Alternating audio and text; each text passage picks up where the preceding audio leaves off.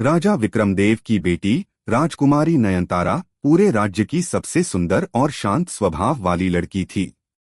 पर कुछ महीनों से महल में अजीब घटनाएं होने लगीं। रात के वक्त नयनतारा के कमरे से किसी के फुसफुसाने की आवाजें आतीं, जबकि वह अकेली होती। राजा ने कई हकीम बुलाए, पर किसी को कोई बीमारी का पता नहीं चला।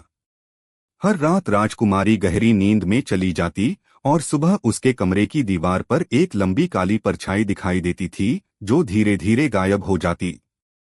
लोग कहते थे, कोई आत्मा राजकुमारी के साये में बस गई है।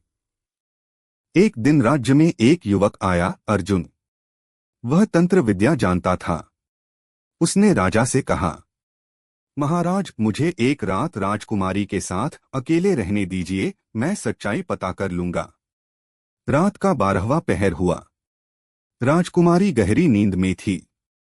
तभी अर्जुन ने देखा, उसके बिस्तर के पास की दीवार से एक काली परछाई धीरे धीरे बाहर निकलने लगी, जैसे कोई इंसान जमीन से उठ रहा हो।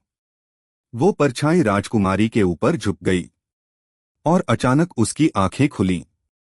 पर वे आंखें अब इंसान की नहीं थीं, पूरी काली, खाली और ठंडी। अर्जुन ने मंत्र पढ़ना शुरू किया। अग्नि स्वाहा। परछाई तड़पने लगी, दीवारों से टकराने लगी। महल के दिए बुझ गए और हवा में जले तेल की गंध भर गई। जब सुबह हुई, राजकुमारी शांत लेटी थी और दीवार पर कोई परछाई नहीं थी। राजा ने पूछा, क्या वह आत्मा चली गई? अर्जुन बोला, नहीं महाराज, वो यहां से नहीं गई, बस किसी नए साये की तलाश में है।